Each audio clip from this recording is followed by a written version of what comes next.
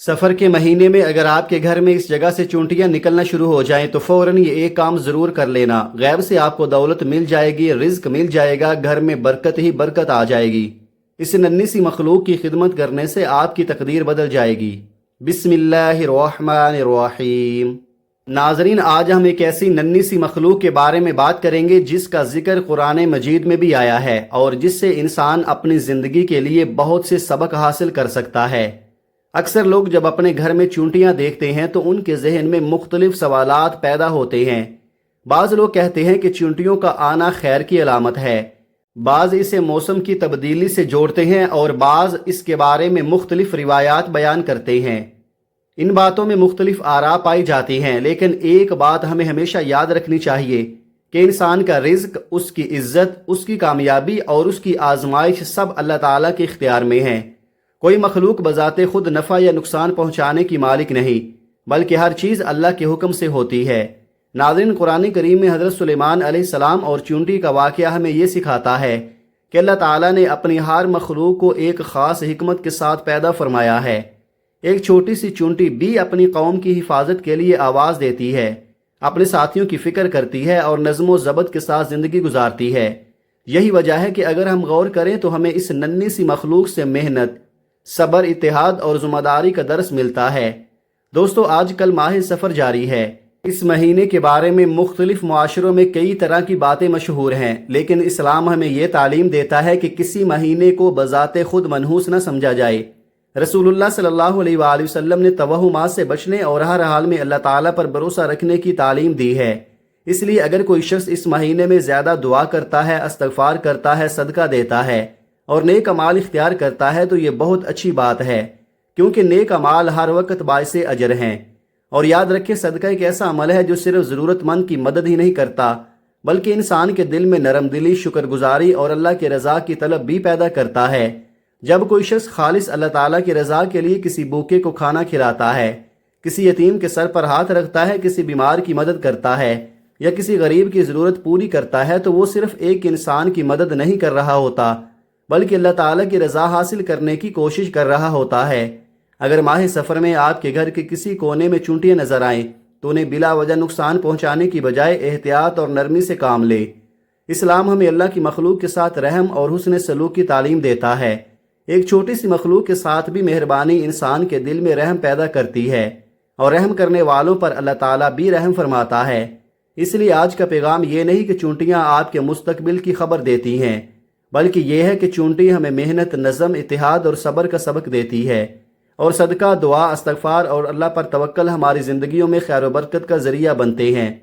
अगर आप चाहते हैं कि अल्लाह ताला आपके घर में सुकून, मोहब्बत, हलाल रिज़्क़ और बरकत अता फ़रमाए तो नमाज की पाबंदी करें, कुरान की तिलावत करें, वालिदैन की खिदमत करें, रिश्तेदारों के साथ हुस्न सलूक करें और अपनी इस्तिताअत के मुताबिक सदका करने की आदत बना लें। यही वो अमाल हैं जो इंसान की दुनिया और आखिरत दोनों को संवार सकते हैं। दोस्तों, ज़रा एक लम्हे के लिए सोचें, आखिर वो कौन सी बात है जिसने एक छोटी सी चूंटी का जिक्र कुरान करीम में हमेशा के लिए महफूज कर दिया। जब हज़रत सुलेमान अलैहिस्सलाम अपने लश्कर के साथ गुजर रहे थे तो एक चूंटी ने अपनी दूसरी साथी चूंटियों को खबरदार किया कि अपने बिलों में दाखिल हो जाओ ताकि कहीं बेखबरी में तुम्हें नुकसान न पहुँच जाए। इस वाक़े में हमारे लिए बहुत बड़ा सबक है कि एक छोटी सी मखलूक भी अपनी कौम की फ़िक्र करती है, दूसरों को ख़बरदार करती है और नज़्म व ज़ब्त के साथ ज़िंदगी गुजारती है। नाज़रीन, अगर हम अपनी ज़िंदगी पर नज़र डालें तो मालूम होगा कि हम में से बहुत से लोग अपनी मसरूफियात में इतने गुम हो चुके हैं कि ना अपने वालिदैन की खबर लेते हैं, न रिश्तेदारों की, ना पड़ोसियों की और ना ही उन गरीब लोगों की जो रोज़ाना 2 वक्त की रोटी के लिए परेशान हैं। यही वो जगह है जहाँ इस्लाम हमें एहसास, मोहब्बत और ख़िदमत का दर्स देता है। अगर आप चाहते हैं कि अल्लाह ताला आपकी ज़िंदगी में खैर पैदा फरमाए तो आज ही किसी ज़रूरतमंद की मदद करने की नीयत करें। यह ज़रूरी नहीं कि सदका बहुत ज़्यादा हो, अगर आपके पास थोड़ा सा भी है और वो खालिस अल्लाह ताला की रज़ा के लिए दिया गया है तो उम्मीद है कि अल्लाह ताला उसे कबूल फरमाएगा और उसमें बरकत अता करेगा। याद रखें, सदका सिर्फ पैसे देने का नाम नहीं, किसी भूखे को खाना खिलाना, किसी प्यासे को पानी पिलाना, किसी बीमार की इयादत करना, किसी यतीम के सर पर शफकत से हाथ रखना, किसी परेशान इंसान को तसल्ली देना, हत्ता के रास्ते से तकलीफ दे चीज़ हटा देना भी नेकी के काम हैं। اللہ تعالیٰ اپنے بندوں کے اخلاص کو دیکھتا ہے، مال کی مقدار کو نہیں۔ دوستو، اگر آپ کے گھر میں کبھی چونٹیاں نظر آئیں تو ان کے ذریعے قسمت کا فیصلہ کرنے کی بجائے اس منظر سے ایک سبق ضرور لیجئے۔ دیکھیے کہ وہ کس محنت سے دانہ دانہ جمع کرتی ہیں، کبھی ہمت نہیں ہارتی، مل کر کام کرتی ہیں اور اپنے مقصد سے غافل نہیں ہوتی۔ یہی اوصاف اگر ہماری زندگی میں آ جائیں تو ہم دنیا اور آخرت دونوں میں کامیابی کی امید رکھ سکتے ہیں۔ اس لیے آج عہد کریں کہ ہم اپنی زندگی کو بہتر بنائیں گے، نماز کی پابندی کریں گے، قرآن سے تعلق مضبوط کریں گے، کثرت سے استغفار کریں گے، دعا مانگیں گے اور اپنی استطاعت کے مطابق صدقہ کرنے کی عادت بنائیں گے، کیونکہ اصل کامیابی اللہ تعالیٰ کی رضا میں ہے اور اسی کی رحمت سے دلوں کو سکون اور گھروں کو برکت نصیب ہوتی ہے۔ زندگی میں ایسے بے شمار لمحات آتے ہیں جب انسان ہر دروازہ کھٹکھٹا لیتا ہے لیکن کوئی راستہ نظر نہیں آتا۔ ایسے وقت میں ایک مومن کا سب سے بڑا سہارا صرف اللہ تعالیٰ کی ذات ہوتی ہے۔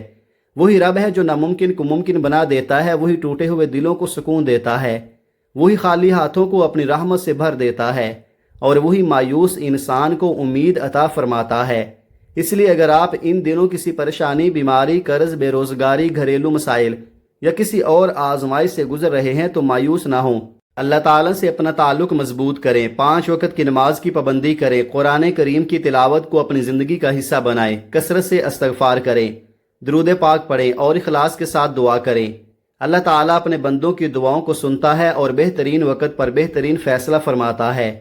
دوستو، ہم نے آج ایک ننھی سی مخلوق یعنی چونٹی سے سبق سیکھا۔ اس نے ہمیں بتایا کہ کامیابی شور مچانے سے نہیں بلکہ مسلسل محنت، صبر، نظم اور ایک دوسرے کا ساتھ دینے سے حاصل ہوتی ہے۔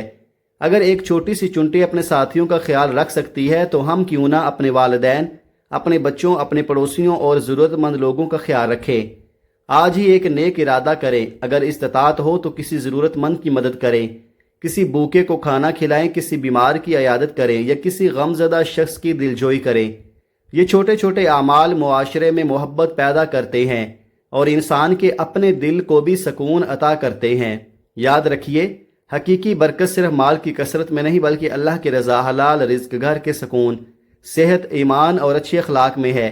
اس لیے ہر دن کو نیکی کا موقع سمجھے، کیونکہ اللہ تعالیٰ ہر وقت اپنے بندوں کی توبہ اور دعا قبول کرنے پر قادر ہے۔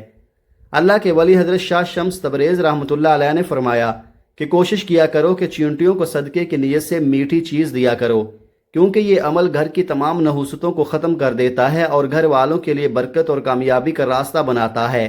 آپ سب کو پتہ ہے کہ ماہ سفر گزر رہا ہے۔ اس ماہ مبارک میں جتنا صدقہ دیا جائے اتنا ہی کم ہوتا ہے۔ تو آئیے ناظرین، اب ہم جان لیتے ہیں کہ آپ نے صدقہ کیسے کرنا ہے۔ لیکن اس سے پہلے اگر آپ اس چینل پر نئے ہیں اور آپ نے ابھی تک اس چینل کو سبسکرائب نہیں کیا تو خدا را اس چینل کو ابھی سبسکرائب کر لیں، کیونکہ ایسے بہت سے وظائف، بہت سے اعمال آپ کے حوالے ڈیلی بیسز پر کرتا رہوں گا۔ آپ نے کیا کرنا ہے کہ ایک مٹھی بھر کر گندم کا آٹا لے لینا ہے اور ایک مٹھی بھر کر چینی لے لینی ہے۔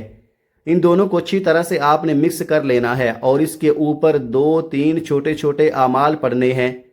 ایک مٹھی آٹے اور چینی کو اپنے سامنے رکھ کر سب سے پہلے آپ نے نبی کریم صلی اللہ علیہ وآلہ وسلم کی ذات مبارکہ پر 3 بار درود پاک پڑھنا ہے۔ درود پاک آپ کوئی سا بھی پڑھ سکتے ہیں۔ آپ صلی اللہ علیہ وآلہ وسلم پڑھ لیں یا صلی اللہ علیہ محمد پڑھ لیں یا آپ نماز والا درود ابراہیمی پڑھ لیں تو اس کی فضیلت و برکت سب سے زیادہ ہے۔ ایک بار ثواب کی نیت سے میرے ساتھ بھی پڑھیے گا۔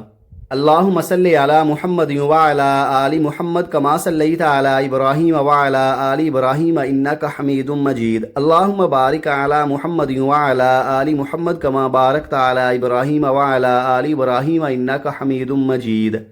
3 بار درود پاک پڑھنے کے بعد آپ نے اپنے خاص مقصد کی نیت کرنی ہے۔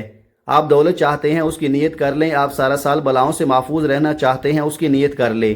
اس کے علاوہ آپ کا جو بھی مقصد ہے، اپنے مقصد کی نیت کرتے ساتھ ہی فوری طور پر آپ نے ایک بار اعوذ باللہ من الشیطان الرجیم بسم اللہ الرحمن الرحیم پڑھ کر وظیفے کا آغاز کرنا ہے۔ اب آپ نے کیا کرنا ہے، جو آپ نے آٹے اور چینی کو مکس کر کے اپنے پاس رکھا ہوا ہے، اس کے اوپر سب سے پہلے نمبر پر جو وظیفہ آپ نے پڑھنا ہے وہ قرآن پاک کی ایک عظیم آیت کا وظیفہ ہے، اور یہ وظیفہ آپ نے اس لیے پڑھنا ہے تاکہ آپ کی ہر حاجت پوری ہو جائے۔ آپ نے سب سے پہلے نمبر پر آیت الکرسی پڑھنی ہے۔ آیت الکرسی ہر مسلمان کو زبانی یاد ہوتی ہے۔ ایک بار آیت الکرسی کی تلاوت سماعت فرما لیں۔ بسم اللہ الرحمن الرحیم اللہ لا الہ الا هو الحی القیوم لا تأخذه سنة ولا نوم له ما في السماوات وما في الأرض من ذا الذي يشفع عنده إلا بإذنه يعلم ما بين أيديهم وما خلفهم ولا يحيطون بشيء من علمه إلا بما شاء وسع كرسيه السماوات والأرض ولا يؤوده حفظهما وهو العلي العظيم۔ یہ آیت الکرسی ہے، اس کو آپ نے پہلے نمبر پر صرف 3 بار پڑھنا ہے۔ اب آپ نے دوسرے نمبر پر سورہ کوثر پڑھنی ہے۔ سورہ کوثر قرآن پاک کی سب سے چھوٹی سورت ہے۔ ایک مرتبہ سورہ کوثر کی تلاوت سماعت فرما لیں۔ بسم اللہ الرحمن الرحیم انا اعطیناک الکوثر فصل لربک وانحر ان شانئک هو الابتر۔ آپ نے سورہ کوثر کو صرف 3 بار پڑھنا ہے۔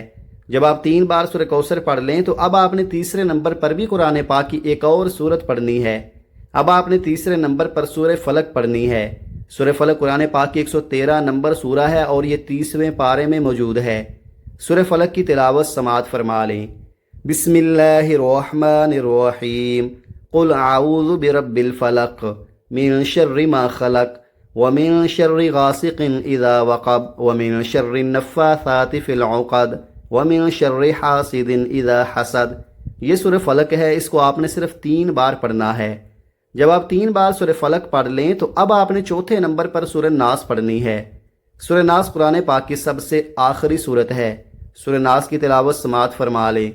بسم اللہ الرحمن الرحیم قل اعوذ برب الناس مالک الناس الہ الناس من شر الوسواس الخناس الذی یوسوس فی صدور الناس من الجنۃ والناس۔ سورہ ناس کو بھی آپ نے 3 بار ہی پڑھنا ہے۔ یہ تینوں صورتیں قرآن پاک کی چھوٹی چھوٹی صورتیں ہیں، لیکن یہ بہت زیادہ طاقتور صورتیں ہیں۔ اس کی وجہ بھی آپ کو پتہ ہے، کیونکہ یہ اللہ تعالیٰ کی جانب سے نبی کریم صلی اللہ علیہ وآلہ وسلم کو ایک تحفہ تھیں۔ اللہ تعالیٰ نے سورہ کوثر میں نبی کریم صلی اللہ علیہ وآلہ وسلم کو یہ دلاسا دیا تھا کہ جو لوگ آپ کو ابتر کہہ رہے ہیں نعوذ باللہ، وہ اصل میں خود ابتر ہیں اور آپ کا نام رہتی دنیا تک ہمیشہ باقی رہے گا۔ اور یہی چیز سورہ کوثر کو قرآن پاک کی سب سے چھوٹی اور سب سے طاقتور ترین صورت بنا دیتی ہے۔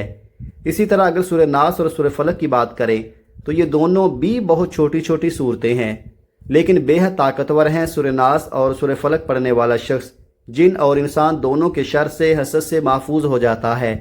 آسمانی بلائیں اس پر نازل ہونے کا سوچ بھی نہیں سکتی۔ اچانک آنے والی مصیبتوں سے انسان مکمل طور پر محفوظ ہو جاتا ہے۔ جب آپ پہلے نمبر پر 3 مرتبہ آیت الکرسی، 3 بار سورہ کوثر، سورہ فلق اور سورہ ناس پڑھ لیں تو اس کے بعد آپ نے پھر 3 بار وہی درود پاک پڑھنا ہے جو آپ نے شروع میں پڑھا تھا۔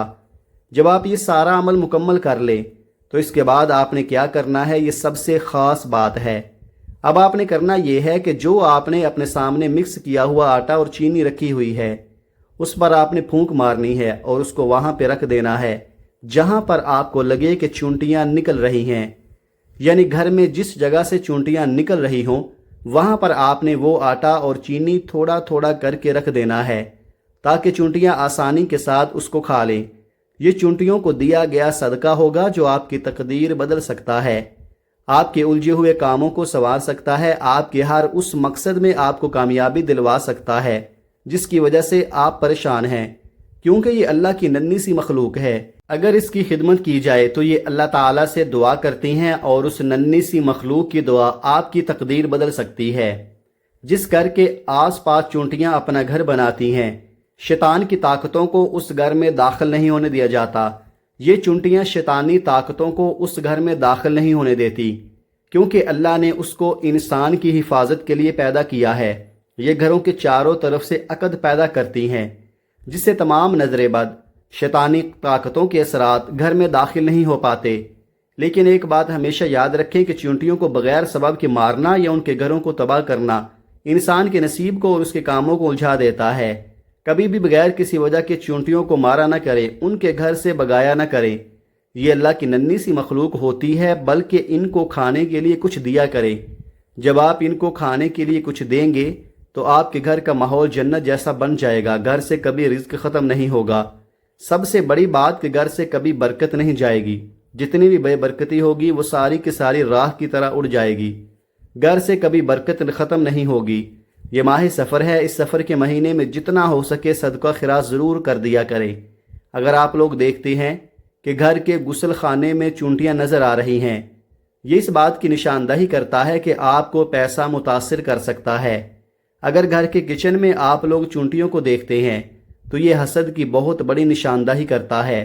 اگر آپ کے کچن میں چونٹیاں موجود ہیں اور ہر چیز کو کھا رہی ہیں، آٹے کو کھا رہی ہیں، چاولوں کو کھا رہی ہیں، اور بھی جتنی کھانے والی چیزیں ہیں ان کو کھا رہی ہیں، تو یہ اس بات کی نشانی ہے کہ جلد ہی مالی بحران کا سامنا کرنا پڑ سکتا ہے، جس میں آپ کا سارا پیسہ اور دولت ڈوب سکتی ہے۔